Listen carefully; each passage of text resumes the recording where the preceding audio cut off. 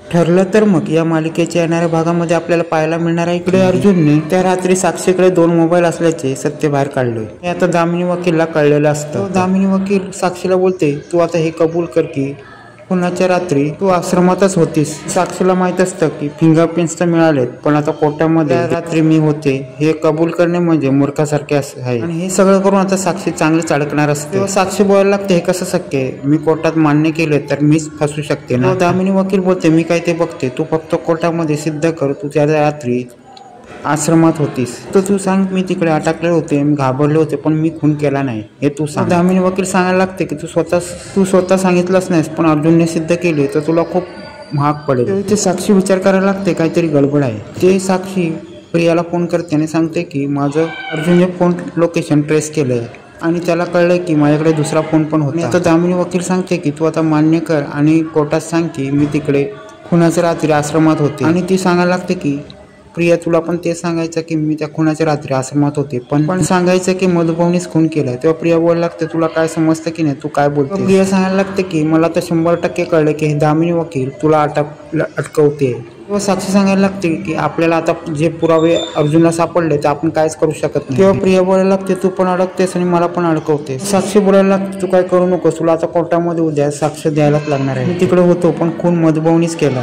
ते प्रिया विचार करायला लागते, हिने आता कबूल केलं, आता कसं होईल? इकडे तोपर्यंत अर्जुनकडे पुरावे आलेले असतात आणि चेतन म्हणतो पुरावे सापडलेत, पण यापुढे काय करायचं? बोलायला लागतो की आश्रमात 4 खून ऍक्टिव्ह होते, 5वा कोणाचा तर आता शोधायला लागेल. आणि अर्जुन सांगायला लागतो, हे सगळं सिनियर सांगू शकतोय की नेमका हा नंबर कोणाचा होता. तेव्हा इथे अर्जुन रविराजांकडे जातो आणि सांगतो, हा 4था नंबर कोणाचा ऍक्टिव्ह होता. तेव्हा रविराजांचा मित्र सांगायला लागतो, हा साक्षी शिकरे हिचा ऍक्टिव्ह. तो बघून सांगायला लागतो की साक्षी शिकरे हिचा हा मोबाईल नंबर ऍक्टिव्हेट होता. तेव्हा रविराज आदरतात आणि साक्षी शिकरे ही तिकडे होती आणि तन्वी खोटं बोलते. तर इथे मी पण बोलायला लागतो की दामिनी वकीलला की प्रियाला पण तिथे घेऊन यायचं का? तेव्हा दामिनी वकील बोलते, तिला कोर्टात तिची साक्षरता बदलायला लागेल. त्यानंतर मी पण प्रियाला फोन करतो आणि बोलतो, कुठे आहेस तू? दामिनी तुला याशी बोलायचं आहे आणि तुला कोर्टात काय बोलायचं ती सांगणार आहे. तेव्हा प्रिया बोलायला लागते, मी पण ती साक्षी मूर्ख आहे. प्रिया सांगायला लागते, आपण आता कोर्टात साक्ष बदलली तर सगळं खोटं सगळं आपण खोटंच बोलवतो आणि हे सगळं आपलं कोर्टात चांगलं भांडं फुटेल. आणि ही दामिनी वकील आपल्याला फसवायला बघते, हे तुम्हाला समजलं नाही तर ही खूप मोठी चूक होणार आहे. तो मी पण बोलते, तू वकील आहे की दामिनी वकील आहे? तो बोलते, मी वकील नाही, पण मी तिच्यापेक्षा हुशार आहे. प्रिया बोलते, अण्णा तुम्ही अटकताय. तेव्हा मी पण बोलतो, तू शानपणा करू नको, तू सांगतो तसं कर. आणि ते मी पण आणि साक्षी दामिनीच्या एवढ्या प्रभावाखाली असतात, पण तिला समजत नाही की ती आपल्याला अडकवायला बघते. त्यानंतर प्रिया दामिनी वकीलकडे जाते आणि तिकडे मैपन पण असतो. मैपन बोलतो, दामिनी वकील सांगते तसं करायचे, कोर्टात तुझी साक्ष बदलायची. आणि त्या रात्री साक्षी तिकडे होती तसं सांगायची. साक्षी तिकडे आली, पण मधुभाऊ चिडले आणि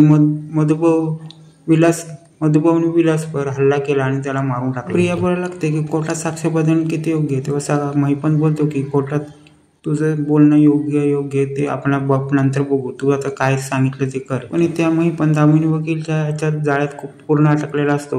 दामिनी वकील सांगेल तेच तो करायला लागतो. इथे प्रिया विचार करते की हे कोर्टात सांगायच्या आधी इथे तिथे सांगितलं तर किल्लेदारांचा विश्वास मला मिळवता येईल. दामिनी वकील बोलते की हे सगळं करताना ही समजते की ही रविराज किल्लेदाराची मुलगी असू शकत नाही. तेव्हा मी पण बोलतो, काय सांगता तुम्ही? तेव्हा प्रिया बोलते की एवढं सगळ्याला पोला ते पण सांगून टाका. तेव्हा प्रिया सांगायला लागते की मी तन्वी किल्लेदार नाही, फक्त मला ह्या लोकांनी तिकडे पाठवलं सगळं माहिती काढण्यासाठी. मी पण बोलतो, हो मुळातच आम्ही हिला तिकडे माहिती काढण्यासाठी पाठवलं आणि तन्वी किल्लेदार ही दुसरीच कोण आहे. दामिनी वकील बोलते की खरी किल्लेदार कोण आहे? तेव्हा मी पण सांगतो, खरी किल्लेदार कोण आहे ती मला माहित नाही, पण तन्वी किल्लेदार ही कोण असेल ती असेल, पण ही खोटी आहे. तर दामिनी वकीलला सगळी माहिती अर्धी मिळालेली असते आणि ती आता ठरवते की आता ह्या मैपनचा पर्दाफाश करायचा. आता दामिनी वकील बोलते की आता ह्या प्रियाच्या सत्याची आता रविराजांना मी माहिती देणार. ती रविराजांना फोन करते आणि दामिनी वकील सांगते की तुम्हाला माहित नसेल, पण काही वर्षापूर्वी माझ्या नवऱ्याचा कोण ह्या